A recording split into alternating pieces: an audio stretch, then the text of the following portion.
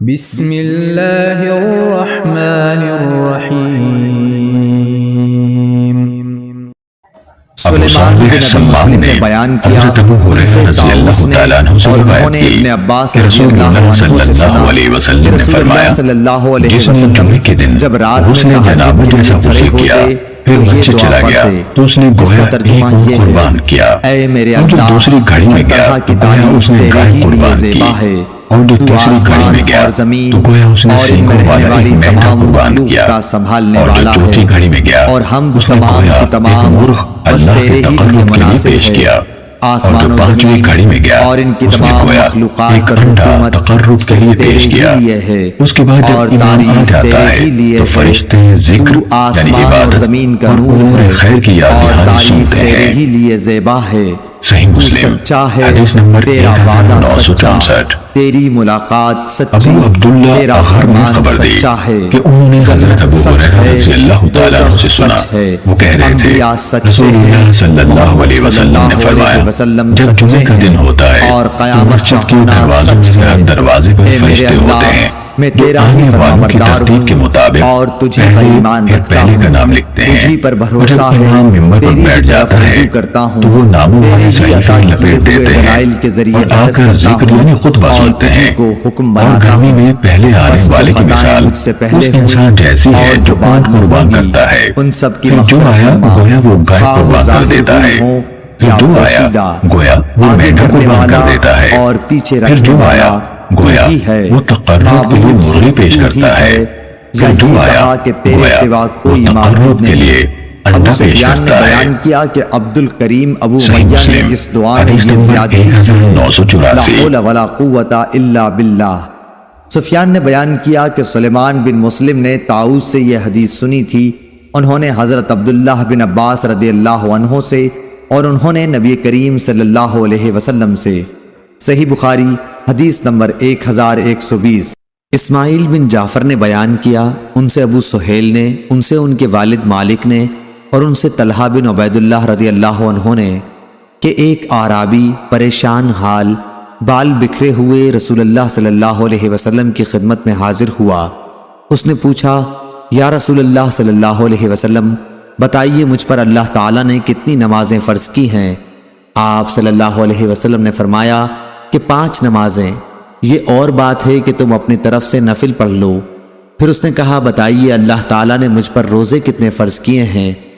حضرت صلی اللہ علیہ وسلم نے فرمایا کہ رمضان کے مہینے کے، یہ اور بات ہے کہ تم خود اپنے طور پر کچھ نفلی روزے اور بھی رکھ لو۔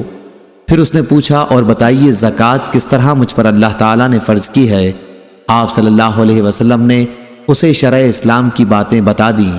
جب اس اعرابی نے کہا: اس ذات کی قسم جس نے آپ صلی اللہ علیہ وسلم کو عزت دی، نہ میں اس سے جو اللہ تعالیٰ نے مجھ پر فرض کر دیا ہے کچھ بڑھاؤں گا اور نہ گھٹاؤں گا۔ اس پر رسول اللہ صلی اللہ علیہ وسلم نے فرمایا: اگر اس نے سچ کہا ہے تو یہ مراد کو پہنچا، یا آپ نے یہ فرمایا کہ اگر سچ کہا ہے تو جنت میں جائے گا۔ صحیح بخاری حدیث نمبر 1891۔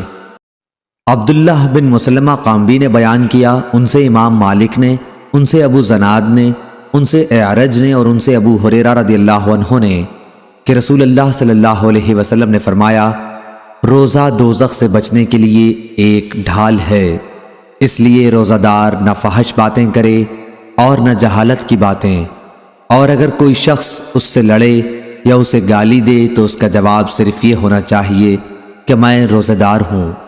یہ الفاظ 2 مرتبہ کہہ دے: اس ذات کی قسم جس کے ہاتھ میں میری جان ہے، روزے دار کے منہ کی بو اللہ کے نزدیک مشک کی خوشبو سے بھی زیادہ پسندیدہ اور پاکیزہ ہے۔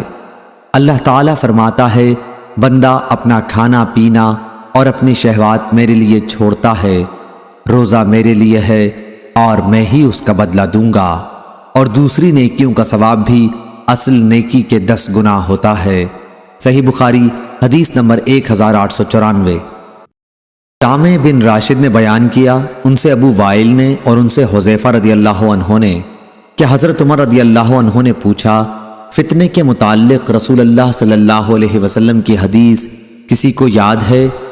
حذیفہ رضی اللہ عنہ نے بیان کیا کہ میں نے سنا ہے، آپ صلی اللہ علیہ وسلم نے فرمایا تھا کہ انسان کے لیے اس کے بال بچے، اس کا مال اور اس کے پڑوسی فتنہ، آزمائش و امتحان ہے، جس کا کفارہ نماز، روزہ اور صدقہ بن جاتا ہے۔